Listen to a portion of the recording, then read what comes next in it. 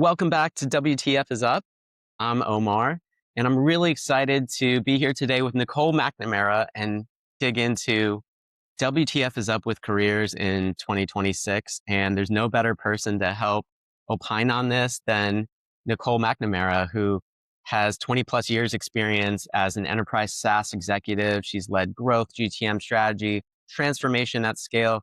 She ran what I think was the coolest team at Salesforce for like 10 years. I'm sure we'll talk about that. She was an executive with United Way, which is where she did penance for her other corporate gigs, including in the hospitality industry and so many other cool things. So Nicole also has advised lots of job seekers and has a podcast called Who Moved My Career. Nicole, welcome. And I'm really excited to talk to you. What did I get wrong about your bio? Well, first of all, I'm glad to be here. Second of all, I think the only thing you might have missed is, I love long walks on the beach and I have 3 kids and 2 dogs, one small and smart and one big and stupid. But no, you covered it pretty well. Awesome. Awesome. Okay. So give us your career narrative. So we just have context on kind of what you've done, why you chose to make some of the decisions you did, and then how you've kind of turned the end of the Salesforce experience into your current focus and channeling that whole thing that happened into trying to make sense of what's happening in the job market and support people who are searching, having interesting conversations. Just bring us up to date. That's a big question, Omar. I know I was, we're old enough now that I that's know. not a short answer, right? It's like, how do I describe 25 years? Yeah. Well, I was thinking actually just last night, for all the times I've talked to everybody else about pivots, I hadn't actually really thought through my pivots. And so I was spending some time thinking through that last night. And it occurred to me that the thing that has always been true with every single one of my pivots is that I found something that I really liked to do. And I thought to myself, will someone be willing to pay me to do this? So my first entree into that was I was always the person at school from a very young age that was planning events and planning parties and planning get-togethers. I'm extraordinarily extroverted, so I drew my energy from doing that. In fact, when I was in 7th grade, the headmaster of my school wrote on my report card, I mean, hand wrote, he's got, thousands of kids in the school, and he wrote, Nicole would find her grades vastly improved if she would stop planning events and start studying. So, I would love to, kind of claim that as a badge of honor, because what I went on to do was do experiential marketing through corporate theater and corporate events for a multitude of companies through a company called Williams Gerard. And then I went on to do it at Hard Rock, which was, as you might imagine, super, super fun, a lot of work and a lot of, I was so excited when I got to have my first New Year's Eve off, after multiple years of doing this.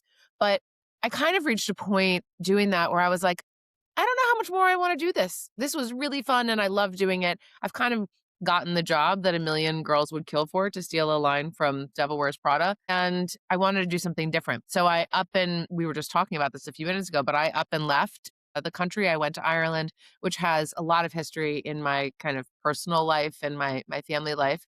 And I reinvented myself by getting my master's in Dublin. So I got to do the European thing.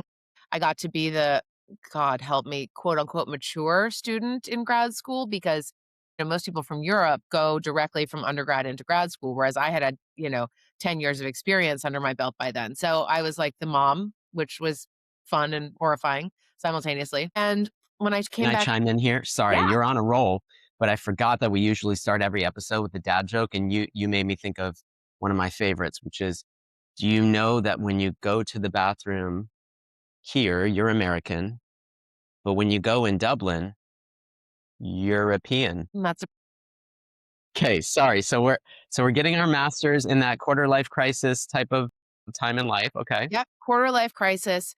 I came back after what was an amazing experience. I mean, I think that you and I talked about how everyone should start a nonprofit. I also believe that everybody should do a year abroad at some point in your life, in your career. That perspective is incredibly important. And I went on back to United Way Worldwide, where I did a bunch of things, but I ended up leading corporate strategy and really thinking about how do employees of companies care about giving and philanthropy, period, writ large. And that was kind of the big challenge we were working through.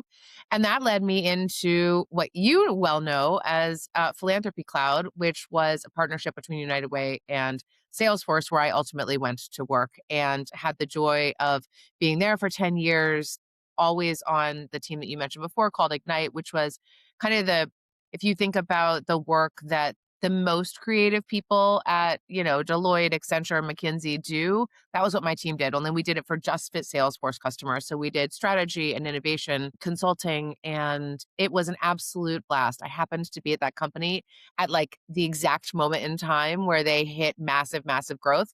And my team was kind of like the accelerant to a lot of those deals. And Yeah, it I was remember just real quick, I remember that was always one of the goals that we had for our clients was like, how do we just add more value? How do we show them that we understand their needs and can really help them creatively problem solve and innovate? It was like, let's get them to Ignite. Let's get them up there.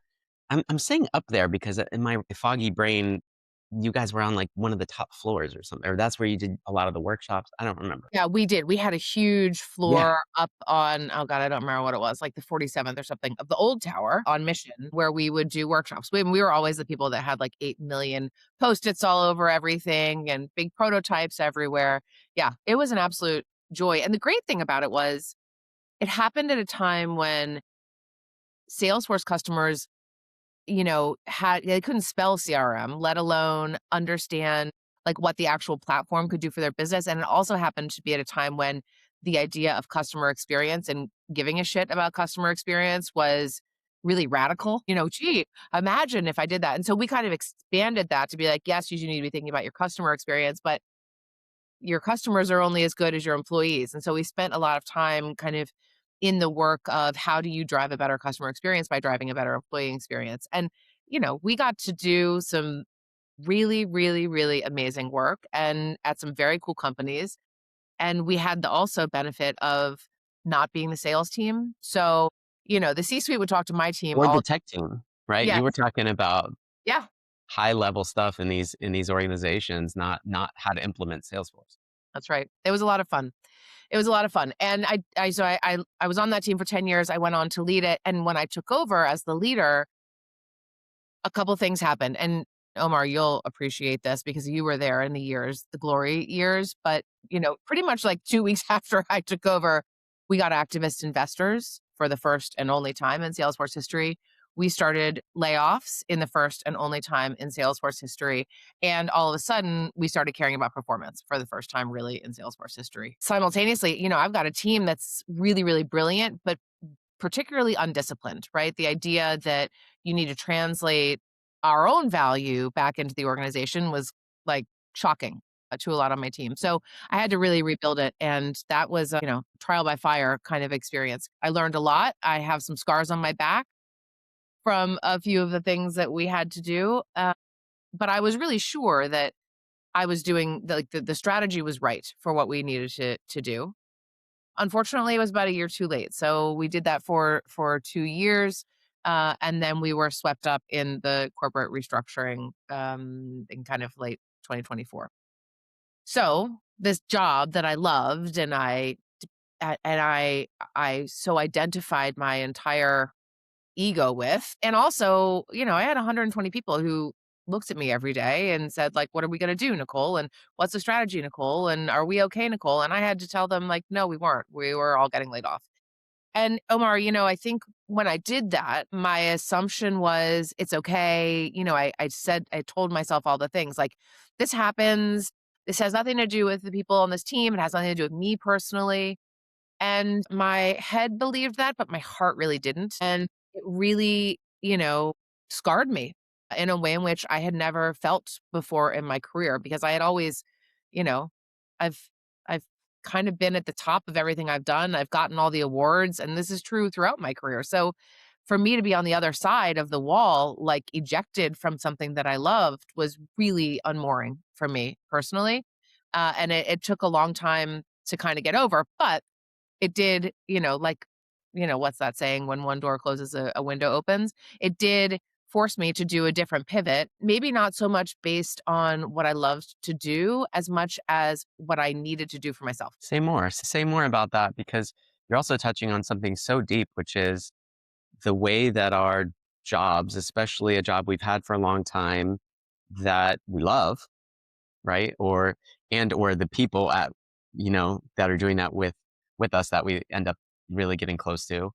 You're talking about the way that all of those things are mixed up in our identity, our sense of who we are. And it isn't just job loss, it's identity loss, the need to reinvent ourselves and reformulate that identity. So I'm curious if you could say a little more about the unmooring and how you've tried to do that in the past year or two. I have said to multiple people throughout this that I think the fact that my job loss was so unsettling to me is also a blessing because it says something else about my life, which is I haven't had a lot of pain. Okay, so like my parents are all healthy, my kids are all amazing.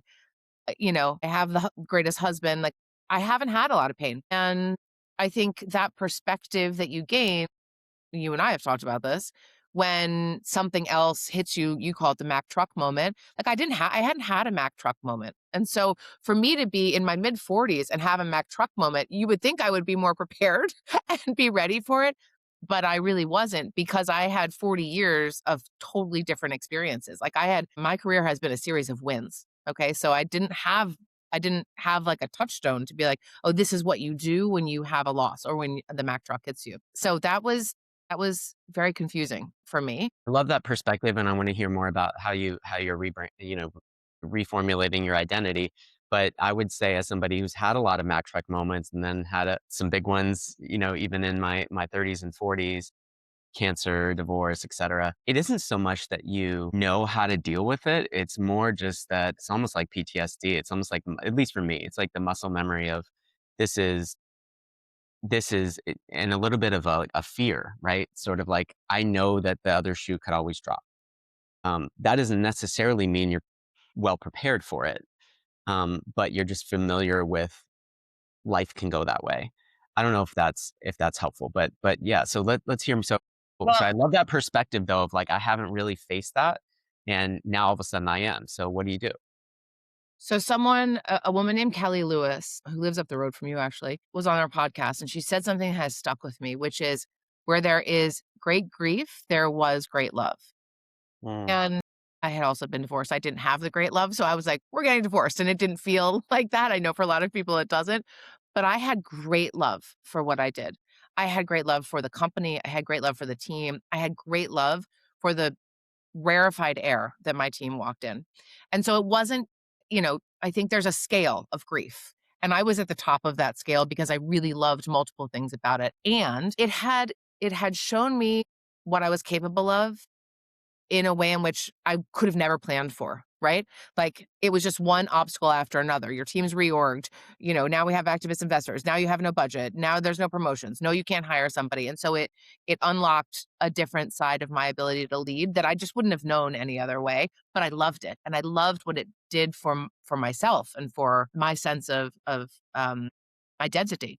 And so when that came apart, I was confused and really devastated. And the other thing was I was also ejected into the worst job market since at least 2013, being completely disrupted by a new technology in the two worst professions right now, tech and consulting. And I was an executive. So I wasn't going to find my next job on LinkedIn. No, sorry. I know that stings a little bit. At an executive level, it is harder to find jobs because, there's the hidden job market and you have to, approach your job search in a different way. And unfortunately for me, in order to get the next job, it meant being really open with people about what had happened. And I couldn't do it. I struggled mightily to say my team was laid off. I was a leader, period. And now I'm looking for something else. I just couldn't do it. And so I'm a storyteller by heart. It's what my team was based on in Salesforce. And I thought, well, maybe that's the best way to approach this is to hear other people's stories about how they got through it. And so everybody tells you about a book, right? Read, Arthur Brooks or, check out this reel on Instagram. And I was like, none of these are hitting the mark for me. And I noticed an opportunity in the podcast marketplace that no one was talking about this exact thing for executives, right? There's a lot out there about, younger in college, and there's a lot out there about retirement, but there's nobody that's really talking about like, hey, this really sucks for executives in a very different way because, as we talked about, the identity thing. So I like fired up Riverside with another guy who had been laid off by Salesforce. And we started off kind of snarky and bitchy and like, this sucks and wham, wham, wham, our, tech executive, blah, blah, blah. But what it did for me was allow me to like process through telling my story, but also hearing other people's stories and bringing those to light to be able to come to grips with the fact that like this is just everyone has Mack Truck Moments. And this is your first, it will not be your last. And so how do you bring light to those stories? And so that's kind of like the beginning of the next chapter. I love that. Podcasting as therapy. So tell us a little bit more about what you've learned, not just yourself going through it and that crucible of, reformulating who you are, when you've had such a amazing career already. But also in these conversations you've been having in the podcast, like what are some through lines, some lessons, some takeaways, some advice you might have for people in your shoes? Because I certainly have a whole bunch of friends and former colleagues who are facing something similar or are very worried about it. And I love your focus on this sort of like people at the executive level too, because there's been so much said about entry level white collar work, and some of those changes and how do you just build and start your career. But you're right, once you get started, that it is easier to make career moves. And that is where I built a whole business training people on LinkedIn, and why for my first 5 jobs in a row in tech, I didn't apply to any of them. I got found for them, right? But I was at So that career stage where it was obvious, and it's not that big of a jump to go from a product marketing manager to a senior product marketing manager and eventually a direct, that's an understood path, and you sort of have that implicit, even explicit ability to do that once you've done it somewhere else, right? But I think it's a totally different ballgame for the level, the career stage that you're describing. In addition to probably some real fears about skill set, instance, are you are you out kind of out of that industry and job market right now when things are changing faster than they ever have been in our entire careers and lifetime? What does that portend for your ability to like still be of value? Maybe there's even some ageism going on here. I don't know. So tell us what you've learned for yourself and even in these conversations. I'm sure there's a shit ton, but there's a a lot. few highlights. Yeah. I say the first thing, Omar, that became abundantly clear for me personally was the things that I had done wrong in my last position. So I'm gonna Mm, tell you a story. The day that I got this job, okay, the day that I took over the team that I had been pining for multiple years, and the day that I remember I was on a baseball field watching a terribly boring game, and I got the phone call that I had gotten the job, and 2 thoughts entered my mind. One was, "We should, like, totally go somewhere nice for dinner tonight, like, really nice." And then, "Holy shit, I gotta get out of here." Because where else was I gonna go? Like, as you know, Ignite was a little bit of the crown jewel for a long time. And, it was the thing I had someone once describe it to me as the Tiffany's of Salesforce. And so what was I gonna do after that? I was leading that team. Where was I going after that, right? Like, every time I interacted with your team, I was like, "Holy shit, I wanna work there." I never actually tried to do that, but just to plus one what you're saying, these are thank the you. most innovative, creative, interesting people, some of the most amazing and I'm sure you learn so much too by having so many different clients in and out of there. And I also learned a lot from my team, if I'm honest. They were very different thinkers than me.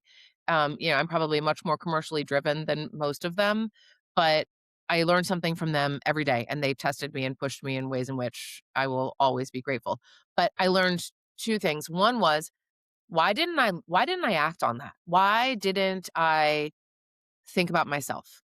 And I didn't. In fact, not only did I not think about myself, I like doubled down on trying to prove Salesforce wrong about my team, which sounds noble, but is actual total bullshit. Like, why did I do that? I knew that the writing was on the wall 3 years before. We had been under threat for years, well before I had taken over, and I don't know why I didn't look out for myself in that moment. I mean, I do, but I think it was a mistake not to think about, what was I gonna do when this house of cards came down? And I think the other part about it is I had an amazing network inside of Salesforce. I still do have an amazing network inside of Salesforce, and that's awesome if you wanna stay at Salesforce. It is less awesome if you wanna leave Salesforce because the ecosystem is about this big. And so I think there were a couple things that I learned immediately that I had done wrong. I think the other piece about it is I've always prided myself on being a generalist, okay? Like, I don't go deep on any industry. I could probably talk about logistics and supply chain and hospitality more than others, but, like, if you wanted me to talk about, like, the payer marketplace, I don't know, I had a team that worked in HLS that did that much better than I did. My job was always to tell you where all these things connected across the organization and be a generalist in that way. And 2025 and 2026 are not moments for generalists. They're moments for experts. And so I've found that out as well that, recasting yourself in that way can be problematic. But then I started talking to all of these other people on the podcast who had been through similar experiences, similar pains, and a couple things have, like, always been true. The one that sticks with me the most, I did mention the Kelly one, where there is great pain, there has been great loss. That has always stuck with me. Another one is actually somebody who I went to grad school with and was one of the founders of Ignite. You probably don't know him, Neil Sands, who he and I actually met at grad school in Ireland. And he talks about it's at the end of his episode, but he says it almost like as an afterthought. He's like, "Oh yeah, no one cares, Nicole. No one cares." And to me, that is the most liberating thing I have ever heard that I would just wish people would say more often. And you and I actually talked about this as it pertains to LinkedIn. Like, no one cares about your performative nonsense. So why do you? Like, why, if you want to recast yourself as something completely different and something, completely new, cool. Because the people that love and care about you and the things that matter with a big M, those are going to be true no matter what. They don't care if you're Nicole, the leader of a global team, or Nicole, the podcaster. Are you happy? Are you fulfilled? That's what matters. And so this idea that, like, nobody cares has always just been, like, rattling around in my head ever since. Another one, and this kind of falls into the podcast thing, people don't tell their stories particularly well. And, when you ask somebody about their career, I don't even think I nailed mine at the beginning of this podcast. You tend to, like, rattle off a whole bunch of things about your career. I went here and then I did this and I got promoted and then I did that, right? But it's not like what I should be saying, which is three things have always been true: making strategy human, evoking emotions, and driving revenue. Like, those things have always been true no matter what industry I've been in. That's where I should have started. So that idea that, like, how you tell your story both to others and yourself is super important. And then somebody very smart recently told me about the Mack Truck Moments, and you had this really great way of talking about the mindset that it takes to rethink about your career, which is like, if I just do A and B, the outcome will be C. But you were talking about, like, no, actually, you need to look at it the other way, which is like, what are the opportunities and how am I uniquely positioned? And be scrappy in your desire and, moves to get there. And I think that's another good one. I mean, I think a lot of people looked at me for a long time like, "Tell me what to do with my career, Nicole. What are you gonna do for my career, Nicole? When am I getting promoted, Nicole?" You get on the other side of a big corporate machine like Salesforce, and, like, the answer just needs is you at that point. So what are you gonna do to manage your career? And what are you gonna do to articulate your value in new and different ways? And, we are, of course, living through the greatest technological revolution, moving at a speed that is, like, breathtaking sometimes. So, your ability to be comfortable in ambiguity and nimble, I think, is the thing that's gonna ultimately win the day in, like, the talent wars and AI. But simultaneously, it's a real mess out there. Yeah, for sure. For sure. Those are great insights. And, gosh, you are learning by fire this skill of, navigating ambiguity that we all need in our careers now, because you're being forced to, I think on some level, all of us. us are, right? And some of us just more acutely than others. So like, 1 through 10, where's your level of like professional hope these days? Oh, golly. That's a tough one because I'd say it vacillates like hourly. There are days where I think I see nothing but upside and nothing but opportunity. And there are days where I'm like, what's the point of any of it? And I think that's at like a macro level, a global level, a family level, and a personal level. And all of those things can be on different scales at any given time. And I think that's the first time, at least I've experienced that in my life, where like things around us are changing so quickly and the impacts and the potential implications. And we used to have there still is at Salesforce, a futures team led by some amazing humans that I'm friends with. But I remember at some point, like the idea of a futures team was like, really, how far out are we talking about, right? And now it's like, oh, what's the futures team say about next week? And what does that look like? I think for me personally, Omar, if I could do what I'm doing today, which is a portfolio career helping startups and doing keynote speaking and the podcast and writing a book, if I could do that for the rest of my life, I would be incredibly fulfilled and incredibly happy.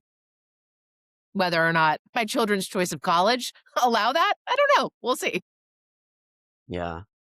Yes, that's always the challenge is, how to monetize these interests and passions. But I also like what you're saying about we're now in a specialist world that can be discombobulating for people at all career phases right now too, because so many specialties, quote unquote, are being, if not supplemented, replaced by, technology. We don't have to cite data about what's happening in programming jobs, for example, which used to be the safest career path you could take. But I also think I think that the moment for the generalist is about 2 weeks away. Like, I really, really do because I believe that the dot connectors are going to be the ultimate heroes in this new world, but it's gonna take a little bit. But the people who can, like, make sense of the specialists and apply it in multiple ways, those are the people that win. Yeah, I was about to say that actually, like maybe it's human specialists, right? And I love your focus on humanity through these technological waves because that's what I find myself talking a lot about too. My work with MBAs is like, what's that MBA skill set? It's not any actual real expertise or specialty. You might also have that. You might come in with that. You might build that over the course of your career. But that's not what's valuable. What's valuable is that you can collaborate with humans to drive real initiatives that humans have to be enlisted in. You can get a sale from another human being who has a human pain point, and it's a variety of things, but ultimately what we're talking about is like collaboration, leadership, empathy, and are we gonna like if and when I love what you're saying. It might not be 2 weeks, but I get you're being a little bit hyperbolic, but at some point, right, we will bump up against the technological limitations of human-based organizations and decision making and teams and say, "Hey, no, we actually need to reprioritize those skills too." It can be a separate challenge of how you show those to an employer, how you like get that opportunity in the first place. But I think that's totally where we're headed, and you can actually see this in some data of employer surveys when they're asked to look out 5 years. World Economic Forum, GMAC, others have said, yeah, okay, it's AI literacy and technological fluency. We all know that. That's table stakes for everyone now. Figure out how they're not just hiring you, they're hiring, your use case specific knowledge of AI as well. Like that's not a differentiator. That's just on par with those skills. Sometimes even on some of these findings, it's even eclipsing AI fluency is skills like creativity, skills like collaboration and effective communication, skills like user-centered, design and empathy, and we might call it leadership in other words. Like there is this growing recognition, and that's looking out 5 years, right? So there's this growing recognition that and we have to do that. I do hope we circle back to that and we slow down some of this train. But will that still be what will that timeline be? And will it present opportunities for people like you who are human centered leaders, right? And or is it going to be, what feels like right now is like it's a bit of an afterthought. We're in a little bit of a hype period of all the things that AI can do. I don't know what your timeline tolerance is with this with this like will we come full circle? Well, the other thing, since we started on like WTF with the career and the job market, all of the things that we just discussed have real implications for the future of work and the future of employees working. Okay, so a couple of things are going on. One is the corporate contract is breaking down. Companies and our loyalty to them and their loyalty to us is under significant scrutiny. It just is. That means that how you approach your career needs to be like running a business and not hoping that someone gives you the promotion in the company you're at. That's a real big mind shift. Yes, I love this entrepreneurial Yeah, mindset. thinking. Yeah. And the other piece about it is I'm a big believer that, and I tried to do this when I was hiring, that I actually don't really care what your resume says. Like I don't actually care. I want to know about your core competencies and your capabilities and your superpowers. And so the faster that we can get to a place where you understand yourself well enough to know these are the things that I bring to the table. They may be valuable to you, they may not be valuable to you. Things like Myers Briggs, things like Strength Finders, tests that help you articulate this is what I'm really good at and this is where I really shine. Okay. So, like, woo for me, okay, win others over. Super, super high on that. I'm super, super competitive. In a sales organization, that is amazing. In a product organization, not so much. So I should be able to know and articulate my value really differently for the kinds of competencies I can bring to the table. Not that I drove 4x deal size. I mean, every idiot can say that on their resume. No one has any other way of checking on it, right? So, this idea that I can articulate the value that I can bring to a company, multiple companies, a person, a podcast, like those kinds of things are going to become increasingly important as everything else can be outsourced by AI because absolutely nobody and absolutely no computer can convince somebody to do something the way that I can. Yeah.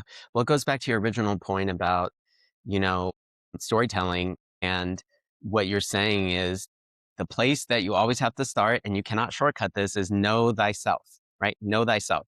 And yeah, then there's a whole exercise of like lining it up against what the market needs or what a specific company you might want to work for needs, but, or a role, right? So like doing that, you just have to do that once you get serious about a specific role because they're hiring for a specific need and you have to have those examples, et cetera. But what you're saying is, you have to proactively connect those dots for people. I think sometimes we just throw everything on LinkedIn or on a resume and hope that people figure it out. And we're in way too noisy of a world right now to expect others to do that with recruiting functions that are getting downsized and bots skimming everything first and often second and third now Correct. too. So like you got to know what you bring in a differentiated way. And you can do that lining up against opportunities later. But I see a lot of people starting with that lining up and trying to be malleable. It's like, no. And look, like, it's okay. Every opportunity is not for you. I love your example of like, I'm great in a sales org. I might not be as great in a product org. That's self awareness. And that is always a place to start. You cannot shortcut that. I do think that when you're in, I don't know, let me rephrase that. I don't know that when I was working at Salesforce, I had the mental capacity or the time or the bandwidth to do the kind of self discovery that I have been forced to do since. And I know makes me a better person, potential employee, it's a family member probably. But that's a lot of work and it's Yeah. hard work and it's continual work. So I think sometimes we get like distracted by all the slacks and all the emails and I'm back to back and then all of a sudden the kids need to eat and now it's bedtime and now we're asleep. Right. And so carving out that time consciously and intentionally is something I wish I had started earlier. Yeah, that's a great point too, especially when we talk about this like mid-career level where like we know the happiness trough is like according to the Harvard longitudinal studies and so many others is like your 40s and 50s, right? Because you're grinding on both ends, and sometimes you're Mhm. parenting your parents and your kids, and it's that whole sandwich generation thing. It's especially hard to do this reinvention that we're talking about that it coupled with the real self-awareness, self-discovery, self-exploration, self-reflection. And I I do feel like there's no substitute for just giving yourself that time and space. So think about how you can structure that. For people like us that are high achievers, you want to believe that you can just like left brain all this, that you can figure it out, you can spreadsheet your way through it. And it's literally just a like, it's almost like you as the algorithm can figure out what's next, what's the right thing, how does my experience perfectly line up to this other thing, and that's what I got to go do. Instead, allowing and intentionally creating that space for pregnant pause to then go crush it and be doing things that, because I think the other reality of our AI world is not just the whole specialist generalist thing, which may be changing, but also the requirement now that you have to be really great at something. You have to be really great at something to stay in it, to enjoy it, to actually be successful and crush it. And what are the things you're going to be able to crush? The things that you're most interested in. And that isn't the same thing as necessarily just chasing opportunities. It's, hold on, let me slow down, figure out what I really bring, what I really want to do, where I could do my best work, what kind of culture, what kind of team, what kind of environment, what kind of mission, right? Maybe what kind of corporate structure is like, am I a nonprofit person actually at heart? And I think then you can show up so much more effectively. But it's hard work. It's hard at this life stage. And sometimes it's by necessity. I don't want to project onto you, but what I hear you saying is like, you've been forced to do some of this. If you're gainfully employed one after another and you're leading and climbing, there's really very little incentive to or time nor time to really do that. And so then you wake up and you're in a moment like this, or you are multiple years into a job and asking yourself, wait, is this who I am? I talked on your podcast about the Gallup data that 80% of people are disengaged or unhappy in their job. So that's the vast majority of people. And it's not that you can go into this self reflection period and have the perfect opportunity sort of emerge from that or this perfect crystallization of what you want to do, but it is just not trying to grind your way through that process because it is deep and takes time. Any thoughts on that? Just that no matter, like, if you are gainfully employed, if you are crushing it at work, like, the Mack Truck is coming for you in one way, shape, or the other. I think I wish I had had I wish I had had any mentors, which I feel like is such a everybody says, "Oh, I'm a mentor, like, but I don't think our generation has them in the way that they should. Because I was unprepared for what went on, and I feel like if I had had a good mentor, they would have been like, "Get your ass out of there. Like, you know the writing's on the wall. What are you doing?" And I didn't have somebody to really say that to me in a way in which I could have heard or at all. So, that would be point 1, and point It's 2 hard is for leaders though, Nicole, just real quick, because I've always wrestled with this too. It's like you love the organization, you love the people, you feel a mission connection, you want to serve it. So is it okay to even think about yourself? And I appreciate that you're giving permission for people to do that. you have to because, like, I won, like, every award I could have. I was in club, I did all those things. I did everything that the organization asked me to do. It didn't change the outcome. So, if they're not gonna think about me, and by the way, I don't begrudge them that. What I think is the sin is that we don't talk about that in a way in which allows people to make better decisions. Like, Salesforce should absolutely do what is best for Salesforce. I ran an expensive team, period, end of story. If you look at us on a spreadsheet, I would have cut us too. That's not the point. The point is that we should be having a conversation around if and when that happens, because it will. It may not be at Salesforce. It could be at LinkedIn. It could be at a myriad of companies, but it will. How do you deal with that? And how do you think about it strategically and pragmatically? And that's not what happens. We get pumped with full of astros and shiny objects and really amazing trips and expense cards. And those are really lovely things that can cloud your judgment about what's best for you. Well, future podcast pitch, book pitch, I've given talks on this too. The Mack truck and how we actually might prepare ourselves for these inevitable things that are going to happen. Nicole, you've shared so many amazing insights on that experience personally that you've had and appreciate your candor with that. And just you're a true inspiration in being an open book on all of this and just also the amazing things you've done in your career to also be able to share these and and give back to people in terms of getting through it themselves. So you're just a badass, and it was so awesome to chat with you. Thanks, Omar. I think what you guys are trying to do here is awesome. What WTF is up? A whole lot of shit is what's up. That's right. Trying to work through that muck in whatever small way we can. All right, Yeah. Nicole McNamara, thank you so much.